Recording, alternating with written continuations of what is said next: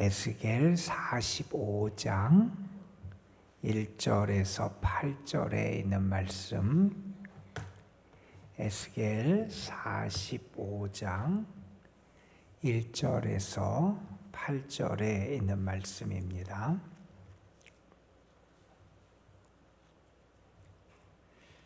오늘 우리에게 주시는 하나님의 말씀, 에스겔 45장 1절에서 8절 말씀 우리 함께 한 목소리로 받들어 읽습니다.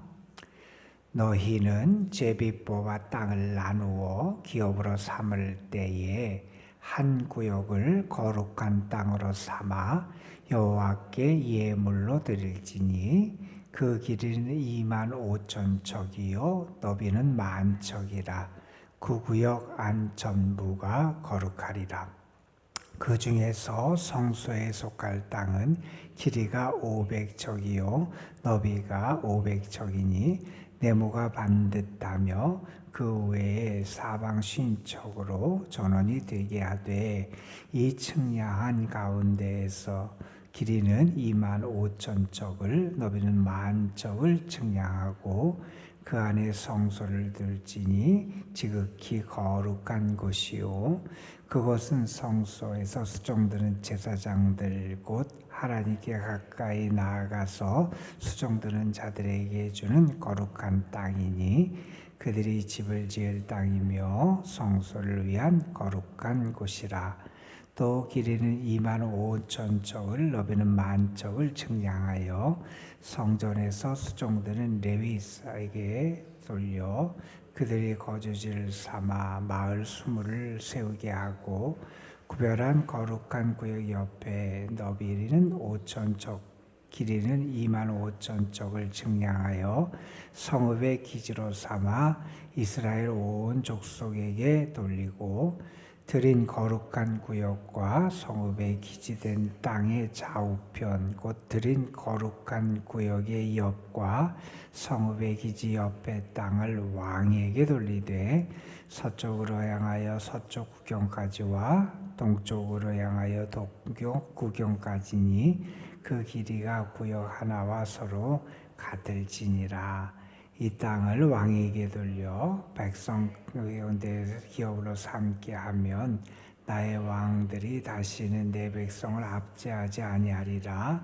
그 나머지 땅은 이스라엘 족속에게 그 지파대로 줄지니라. 아멘. 사람들 가운데 정리정돈을 잘 못하는 분들이 있고 정리정돈을 잘하는 분들이 있어요. 똑같은 가구가 있고 똑같은 물품들이 있는 것 같은데 어느 집은 어떤 사람이 쓰는 공간은 정돈이 잘 되어 있어서 보는 사람에게도 깔끔하고 그 보는 사람의 기분도 좋게 하기도 하지만 똑같은 물건, 똑같은 공간, 똑같은 가구인데 정돈이 안 된 그러한 모습을 보이는 사람이 있어요. 아주 볼 때 어지럽고 혼란스럽게 되죠. 우리가 살아가는 우리의 일상의 가구나 살림뿐만이 아니라 우리의 삶에도 정돈이 필요할 때가 있어요. 무질서하게 아무것도 그냥 어떤 규칙과 질서 없이 이루어지는 게 아니라 분명한 질서, 분명한 틀을 가지고 나의 삶을 영위할 필요가 있어요. 우리 신앙인들에게 그 질서가 분명하지요. 예수님께서 말씀하셨어요. 너희는 먼저 그의 나라와 그의 의를 구하라. 그리하면 이 모든 것을 너희에게 더하여 주시리라. 우리 신앙인은 먼저 하나님의 나라, 하나님의 의, 하나님의 뜻을 구하는 거예요. 그것을 앞세우고 또 바울의 말씀처럼 무엇을 하든지 하나님의 영광을 위해서 하는 것.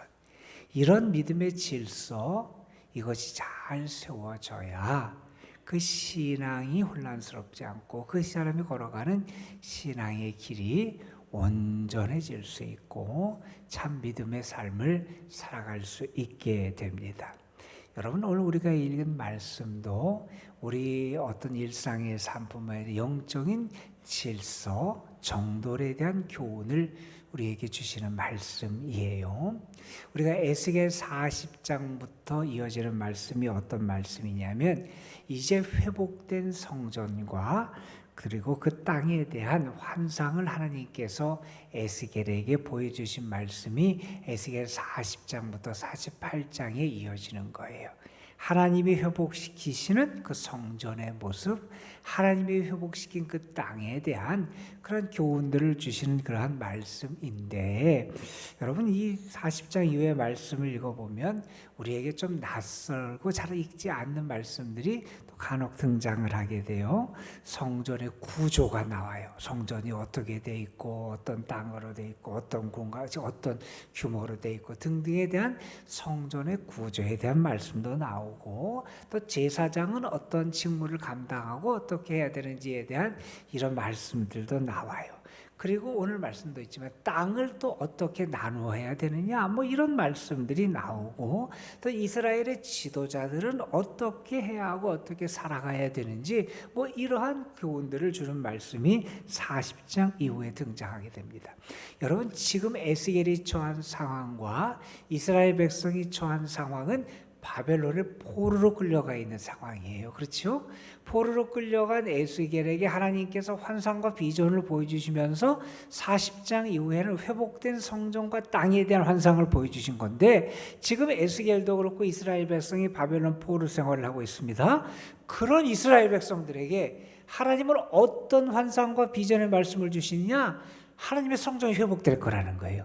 하나님의 땅이 회복될 거라는 거예요. 지금 그들은 나라를 잃어 있고, 그리고 포로로 끌려간 생활을 하고 있고, 예루살렘은 무너졌고 성전도 다 파괴가 됐어요. 백성들은 포로 생활을 하고 있는 게 현재의 상황인데, 하나님께서는 그들에게 너희가 다시 고향으로 돌아가게 될 거다 라고 하는 단순한 이런 희망의 말씀만 전해주신 것이 아니라, 너희가 그 땅에 돌아가서는 이러이러한 일이 벌어지게 될 것이고, 그 땅에 돌아가서는 너희가 이렇게 살아가야 된다 하는 것을 가르쳐주고 계심을 알게 됩니다. 하나님은요, 무너진 성전도 다시 세우게 하시지만 뿐만 아니라 그 성전을 중심으로 하나님의 백성들이 어떻게 살아가야 되고 어떠한 삶을 그들이 살아가고 영위해야 되는지에 대한 그 교훈도 주고 계심을 우리가 알게 됩니다. 여러분 오늘 우리가 읽은 에스겔 45장 1절부터 8절의 말씀은 성전 땅의 분배에 대한 말씀이에요. 오늘 말씀에 보면 1절부터 3절까지는 하나님께 예물로 드리는 거룩한 땅, 하나님께 드릴 땅에 대한 그런 말씀이 기록되어 있고요. 4절에 보면 그 하나님께 드릴 땅 가운데 성소가 있는데, 그 성소에서 하나님을 섬길 제사장들을 위한 그런 땅의 분배가 4절에 등장을 하게 되고, 5절에 보면 또한 제사장 땅의 옆에는 레위인들, 나중에 그 역할을 감당하고 하나님을 섬기게 되는 그 레위 사람들에 대한 땅의 분배가 5절에 등장하게 되고, 그 다음에 7절부터 8절까지는 이스라엘을 통치하는 왕에게 주는 땅에 대한 그런 언급이 기록되어 있기도 합니다. 하나님께서는 이렇게 땅을 분배하는 과정을 설명하시는 말씀 가운데 오늘 말씀에 보면 1절부터 3절에 먼저 하나님께 드릴 거룩한 구역을 정하라 이런 말씀을 하세요. 단순히 땅을 분배하고 땅을 어떻게 나누어서 그 땅에 살게 할 거냐 라고 하는 그러한 문제의 차원만이 아님을 알게 돼요. 이 모든 것을 이루는 첫 번째 할 일은 뭐냐? 하나님께 먼저 드리는 것. 다시 말해서 우리의 삶의 신앙의 중심에 하나님, 그분과 하나님께 대한 것을 먼저 세워라. 다시 말해서 하나님을 삶의 중심에 모으기를 먼저 교훈해 주고 있어요. 하나님께 구별하여 드린 것, 그것을 중심으로 땅이 이렇게 분배가 되고 딱 그 지도자들에게 땅이 이렇게 나누어지는 그런 과정을 보게 됩니다. 여러분 1절 말씀에 보면 너희가 제비를 뽑아 땅을 나누어 기업으로 삼을 때, 이제 다시 이렇게 포로에서 돌아가서 이들이 회복하는 이스라엘 공동체를 다시 세우며 땅을 기업으로 나누게 될 때 어떻게 하느냐? 한 구역을 거룩한 땅으로 삼아서 여호와께 예물로 드려라 하는 겁니다. 여러분, 우리 신앙생활을 할 때도 우리가 늘 예수님의 말씀처럼 먼저 무엇을 해야 되느냐라는 것을 우리는 잘 생각하는 지혜가 있어야 돼요. 하나님의 백성이 먼저 자기의 몫을 계산하고 남은 것을 하나님께 드린다, 그게 아니라는 거예요. 신앙인은 먼저 하나님께 드리고, 다시 말해서 먼저 그 중심이 하나님께 향하고 그 삶의 중심, 모든 것의 중심을 하나님께 드리고 하나님을 향할 수 있도록 하는 게 우리 신앙인의 삶의 자세와 태도가 되어야 한다 하는 겁니다. 여러분 한번 생각해 보세요. 여러분은 먼저 무엇을 생각하는지, 우리는 우리의 삶에 먼저 무엇을 생각하는지, 우리가 또 내가 무엇을 가질까, 얼마나 벌까, 어디서 살까, 내가 무엇을 드릴까, 우리는 자꾸 그런 관심에 먼저 우리의 생각과 우리의 마음을 쏟는 경향이 많이 있어요. 예수님이 그러셨잖아요. 무엇을 먹을까, 무엇을 마실까, 무엇을 입을까, 우리는 그런 걱정을 먼저 하게 되는 게, 어디에 살고 무엇을 먹고 어떻게 살고 얼마나 벌고, 그런데 자꾸 우리의 관심이 먼저 가게 되는 경향이 있다는 거예요. 신앙인은 그런 삶이 아니라 먼저 하나님, 먼저 하나님의 뜻, 먼저 하나님의 나라. 그래서 오늘 말씀 우리가 교훈합니다. 나의 삶에서 하나님께 먼저 구별하여 드릴 것을 우리가 준비할 수 있어야 한다 하는 겁니다. 우리의 시간을 하나님께 구별할 수 있어야 되고요. 우리의 물질도 하나님께 구별할 수 있어야 되고요. 우리의 재능도 하나님께 구별할 수 있어야 되고요. 우리의 가정도, 우리의 자녀들도 하나님께 구별할 수 있어야 돼요. 여러분, 우리가 우리의 시간이나 물질을 얼마나 많이 하나님께 드리느냐, 사실 그게 중요한 게 아니잖아요. 하나님께 먼저 그 중심을 하나님께 드리는 것, 그런 자세가 우리의 삶에 필요하다 하는 것을 알게 됩니다.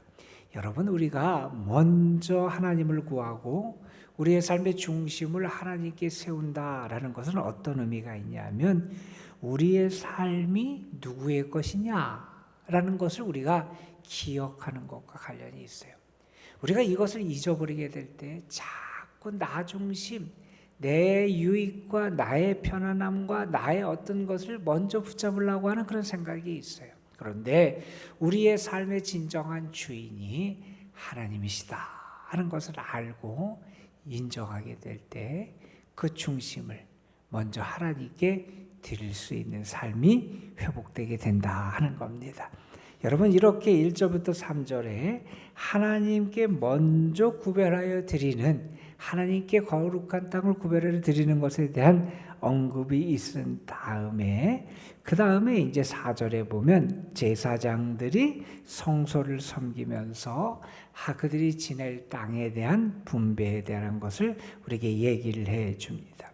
여러분, 이렇게 이 모든 것의 중심이 먼저 하나님께 향하고 하나님께 그 모든 중심과 우선권을 두는 삶을 살아가는 그 질서, 이게 세워질 때 그 공동체가 건강할 수 있다는 거예요. 여러분, 이전에, 나라가 망하기 이전에, 바벨론의 포로로 끌려가기 이전에 그들도 이스라엘 백성이었어요. 하나님을 섬기는 자들이었어요. 그런데 타락한 모습들이 앞에서 계속해서 에스겔을 통해서 하나님께서 말씀해 주시잖아요. 그들이 얼마나 하나님을 떠나고 살아가는지, 얼마나 자기중심적으로 살아가는지, 얼마나 눈앞에 있는 이득에 눈이 멀어 살아가고 있는지, 그들의 삶의 중심, 이 질서가 무너지게 될 때 그들은 결국 나라도 망하고 예루살렘도 파괴되고 하나님의 성전, 그들이 그렇게 그들의 삶의 중심으로 여기고 그들의 신앙생활을 거기서 한다고 여겼던 그 모든 것이 다 무너지는 비극을 맞게 되고, 백성의 지도자들도 많은 이들이 포로로 끌려가서 이방 땅에서, 낯선 땅에서 그 땅 사람들의 지배를 받고 살아가는 그 불행을 겪게 되더라 하는 겁니다. 여러분, 우리는 그래요. 일이 잘 되면 안정이 되고, 돈이 많으면 행복할 것이고, 건강하면 만족할 거다. 우리는 자꾸 그런 것을 앞세우고 그런 것을 중심에 놓곤 합니다. 그런데 오늘 말씀도 그렇고 성경이 우리에게 가르쳐 주는 게 있어요. 그 중심이 하나님이 되어야 된다는 거예요. 나의 삶의 질서의 중심이 하나님께 먼저 가 있어야 다른 모든 것이 제자리를 찾아갈 수 있다 하는 사실을 우리에게 분명히 깨우쳐 줍니다. 하나님이 중심에 계시지 않으면 성공도 결코 우리에게 진정한 성공이 될 수 없습니다. 반대로 하나님이 중심에 계시면 우리의 삶의 방향과 질서가 바로 세워지게 되어 있다. 그래서 하나님께 먼저 드리고 그 하나님을 중심으로 우리의 삶이 여기에 보면 제사장들에게 또 레위인들에게 이렇게 하나님 중심의 그런 질서들이 세워지는 과정이 필요하다 하는 겁니다. 여러분, 그런 다음에 이제 그 하나님께 먼저 드리고 이제 지도자들에게 제사장, 레위인 그리고 왕에게 이렇게 땅이 분배되는 과정을 우리에게 설명해 주잖아요. 그런데 오늘 말씀 마지막 왕에게 주는 이 기업에 대한 말씀을 보면 거기 이런 말씀이 8절에 등장을 해요. 이 땅을 왕에게 돌려 이스라엘 가운데서 기업을 삼게 하면 어떻게 될 거냐? 나의 왕들이 다시는 내 백성을 압제하지 아니하리라. 이런 말씀이 있어요. 그러니까 하나님께 먼저 드리는 하나님을 중심으로 질서를 세워서 그 삶의 질서를 이루어가는 그 공동체, 결국에 어떤 모습을 회복하게 되느냐? 하나님이 기대하시는 통치와 질서가 이루어지는 그런 모습을 나타내게 되더라는 겁니다. 여러분, 이 말은 뭐예요? 이전에 나라가 망하기 이전에 그 땅을 통치하던 지도자들은 어떻게 했느냐? 백성을 압제했다는 거예요. 자기가 가진 권력, 자기가 가진 힘, 자기가 가진 그런 돈을 가지고 어려운 사람들을 짓누르고 그들의 것을 뺏고 자기의 이익성만 챙기고 질서를 무너뜨리고 사회 정의를 무너뜨리고 그랬던 게 이전의 지도자들의 모습이었다는 거예요. 그런데 회복된 성전과 회복된 땅에 거하게 될 때 하나님을 중심으로 다시 그들의 삶의 질서를 회복하게 될 때 어떤 일이 벌어지느냐? 그들을 통치하는 통치자들이 다시는 그 백성을 압제하지 아니하는 이전과 같은 그러한 아주 하나님의 정의를 외면하고 하나님의 공의를 외면해버리는 그러한 부도덕하고 잘못된 통치가 더 이상 이루어지지 않는 새로운 질서의 세계가 회복되게 된다는 말씀이에요. 여러분, 우리의 삶이 그렇습니다. 우리의 경제가 됐건 정치가 됐건 모든 것의 중심이 먼저 하나님께 있어야 돼요. 그래야 바른 통치, 또 바른 질서, 바른 삶의 열매들이 맺혀지게 된다 하는 겁니다. 여러분, 하나님을 중심에 모시면요, 왜 이러한 질서 있고 공의롭고 압제가 없는 통치를 이루게 되느냐? 하나님을 중심에 모시면 다른 사람을 함부로 대할 수 없어요. 여러분, 그렇잖아요. 하나님이 나에게 주신 거다, 이것을 내가 알게 되면 내가 나에게도 그렇고 다른 사람의 삶에도 하나님이 그 얘기를 향해서 주신 거다 그렇게 생각하게 되면 내가 그것을 내 마음대로 힘이 있다고 뺏는 그러한 일을 행할 수 없게 됩니다. 여러분, 하나님이 나를 귀하게 여기셔서 나에게 사랑해 주신다는 것을 알면 다른 사람도 하나님이 귀하게 여기셔서 나의 백성이지만 하나님이 그를 인정해 주시고 귀하게 여기신다는 것을 알아요. 그러면 그를 함부로 무시할 수 없어요. 그러니까 우리의 삶의 모든 것의 중심에 하나님, 땅을 분배할 때도 그렇고 모든 것을 할 때도 항상 그 중심이 먼저 하나님께 향할 수 있도록 그 질서를 세워가야 한다 하는 겁니다. 하나님과의 질서와 관계가 회복돼야 그 땅에 참된 공의와 하나님의 뜻이 이루어지게 된다 하는 겁니다. 여러분 그래요. 우리의 물질도 그래요. 내가 가진 것도 나의 주기도 나의 영향력도 나의 시간과 재물도 다 하나님을 중심에 모이시지 않으면 내 거라고 착각을 해요. 내 돈이고 내 자리고 내가 수고해서 얻은 거고 내 재능이고 그러다 보면 자기만 생각해요. 다른 사람 공동체가 눈에 들어오지 않아요. 그런데 하나님을 먼저 생각하고 하나님을 중심에 놓게 될 때 그게 내게 아니라 하나님이 나에게 맡기신 거임을 알게 돼요. 그래서 우리의 모든 것에서 그 중심이 먼저 하나님께 구별되어 드리는 삶, 먼저 그 중심을 하나님께 세우는 삶이 필요하다는 겁니다. 한번 여러분 스스로에게 대답해 보셨으면 좋겠어요. 하나님은 여러분의 삶에서 어디에 계십니까? 여러분의 삶의 우선이 하나님께 있습니까? 여러분의 삶의 중심이 하나님께 있습니까? 여러분 단순한 땅의 분배의 이야기가 아니라 이 땅을 분배하여 살아가는 거기에도 하나님 중심의 질서가 나타나야 그 땅이 하나님의 공의와 하나님의 뜻이 구현되는 땅이 될 수 있음을 가르쳐주는 오늘의 말씀을 보면서 우리의 삶의 질서, 삶의 신앙의 정돈이 다시 한번 하나님 우선, 하나님 중심으로 이렇게 질서 있게 정돈될 수 있도록 우리를 돌아보는 그런 계기가 되기를 간절히 소망합니다. 하나님이 중심이 되시는 삶 속에 하나님의 은혜가 강물처럼 흐르는 축복의 역사가 분명히 나타날 줄로 믿습니다. 오늘도 그런 은혜가 여러분의 삶에 충만하기를 주님의 이름으로 축원합니다. 기도하겠습니다. 아버지 하나님, 회복된 땅의 분배와 관련된 말씀, 특별히 지도자들에게 땅을 분배할 때와 관련된 말씀을 우리가 함께 묵상했습니다. 그런데 하나님은 그들이 제비를 뽑아 이렇게 기업을 삼을 때 먼저 하나님을 위한 하나님께 드릴 거룩한 땅을 구별해서 예물로 바치라 이렇게 말씀하셨습니다.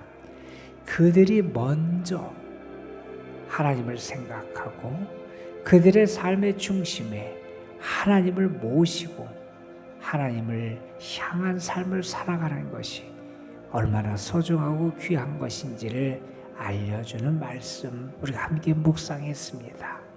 아버지 하나님, 회복된 땅, 회복된 그런 삶을 살아가는 데는 무엇보다도 하나님 중심의 삶이 중요하다는 이 교훈, 우리의 신앙과 삶의 질서를 다시 한번 점검하기 위해서 우리에게 주신 은혜의 말씀인 줄 믿으며 감사함으로 이 말씀을 받습니다. 아버지 하나님, 내 삶에 정말 하나님이 중심에 계신지, 내가 먼저 하나님께 드릴 것을 구별하고 성별하는 하나님 중심, 하나님 우선의 삶을 살아가고 있는지, 하나님의 나라를 먼저 구하고 하나님의 뜻과 의를 먼저 구하는 삶인지, 아니면 무엇을 먹을까, 무엇을 마실까, 어떻게 볼까, 어떻게 누릴까, 여기에 우리의 모든 관심이 향하는 그런 삶을 살아가고 있는지, 아버지 하나님, 우리의 삶의 질서와 정돈의 모습을 돌아보면서 말씀을 통하여 다시 한번 하나님 우선과 중심의 믿음을 회복할 수 있는 저희 모두가 되게 하여 주옵소서.